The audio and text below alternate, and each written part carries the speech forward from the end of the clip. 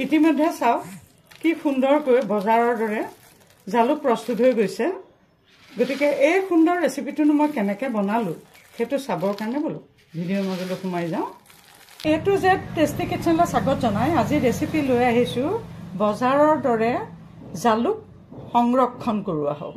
এই বজাৰৰ দৰে জালুকটো কেনেকৈ সংৰক্ষণ কৰিব পাৰি তাৰ মাজলৈ সোমাই যাম। তাৰ আগতে আপোনালোকে যদি মোৰ চেনেলটোলৈ প্ৰথমবাৰ আহিছে তেতিয়াহ'লে মোৰ চেনেলটো ছাবস্ক্ৰাইব নকৰাকৈ নাযাব। প্লিজ ছাবস্ক্ৰাইব মাই এইটো যে টেষ্টি কিটচেন। এতিয়া জালুকখিনি প্ৰায় মই 1 কেজি জালুক লৈছোঁ আৰু জালুকখিনি সুন্দৰকৈ ধুই পখালি লৈছোঁ। এতিয়া বাকীখিনি চাবৰ কাৰণে ব'লক কিটচেনৰ মাজলৈ সোমাই যাওঁ। এতিয়া এয়া গেছটো জ্বলাই এয়া কেৰাহী পাতি দিলোঁ। এয়া পানী অলপমান দি পেলাই প্ৰায় আধা কেৰাহী পানী মই দিছোঁ। দি পেলাই পানীটো মই অলপমান উতলিবলৈ দিম।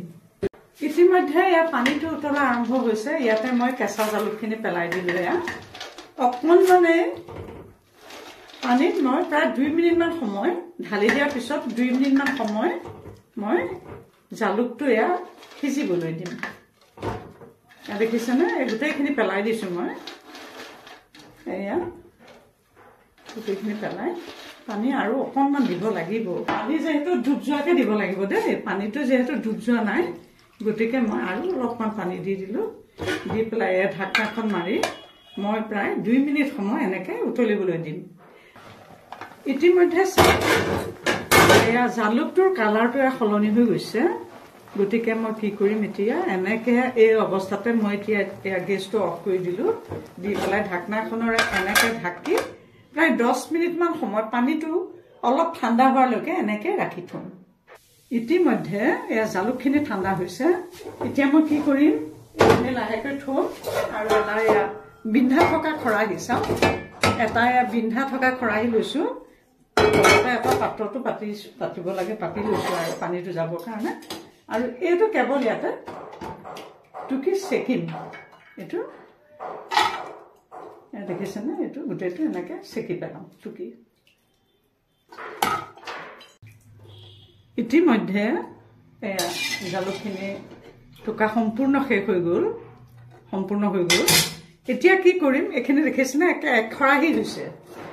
এতিয়া কি কৰিম এইটো পানীটো যাবলৈ দিম আৰু পানীটো যোৱাৰ পিছতে এইখিনি মই এখন ডলাত দি 2 দিনমান মই টান ৰ'দত শুকাবলৈ দিম। ভিডিঅ'টো শেষ হ'ল বুলি আকৌ আপোনালোক আঁতৰি নাযাব দেই। এতিয়াও ইয়াৰ বহুত কামেই বাকী আছে। ইতিমধ্যে দেখিছে শুকোৱাৰ পিছত এই ঠাৰিবিলাকৰ পৰা মই জালুকখিনি সম্পূৰ্ণ এনেকৈ আঁতৰাই ল'লোঁ। আঁতৰাই লৈছোঁ। এয়া দেখিছেনে এয়া ঠাৰিবিলাকৰ পৰা এয়া জালুকখিনি এই ঠাৰিবিলাকৰ পৰা আঁতৰাই এয়া ল'লোঁ। আৰু এয়া চাওক এই ঠাৰিখিনি এইখিনি ঠাৰি ওলাল। এইখিনি কোনো কাম নাই।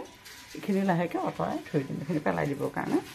এতিয়া এইখিনি সুন্দৰকৈ ৰ'দত আকৌ এবেলা ৰ'দাই বা 2 ঘণ্টা 3 ঘণ্টা সুন্দৰকৈ আকৌ ৰ'দত ৰ'দাই তাৰপিছত ঠাণ্ডা কৰি বটলত ভৰাইটো থৈ দিম। বহুত দিনলৈকে এনেকৈ সাঁচি তেতিয়া খাই থাকিব পৰা যাব। সুন্দৰ জালুক, এইটো ঘৰুৱা জালুক। আৰু আপোনালোকে এটা কাম কৰিব পাৰে। আপোনালোকে যদি বোলে নহয় অকণমান ক'লা জালুক চিকচিকীয়াকৈ ৰাখি থ'ম তেতিয়াহ'লে অকণমান মিঠাতেল সানি 1 চামুচমান মাষ্টাৰ্ড অইল সানি পেলাই তেনেকৈ সুন্দৰকৈ সানি মিলাই লৈ পেলাই ইয়াতে মিলাই পেলাই আৰু সেই তেনেকৈ 2 ঘণ্টা 3 ঘণ্টা ৰ'দত দি ঠাণ্ডা হোৱাৰ পিছত বটলত ভৰাই থৈ দিব। ক'লা চিকচিকীয়া ক'লা জালুক হৈ থাকিব সুন্দৰকৈ। মই তেল নাসানো, মই এনেকৈয়ে ৰাখি থৈ দিম। সেইকাৰণে মই তেলটো সানি দেখুওৱা নাই। এইখিনি লাহেকৈ এতিয়া ৰ'দত দিম আৰু ঠাণ্ডা হ'লে বটলত ভৰাই ৰাখিম। এই সুন্দৰ ধৰণৰ জালুকটো আপোনালোকেও সুন্দৰকৈ বনাই খাব। আৰু এটি নতুন ৰেচিপি লৈ অহাৰ প্ৰতিশ্ৰুতিৰে আজিলৈ মই ইমানতে সামৰিলোঁ।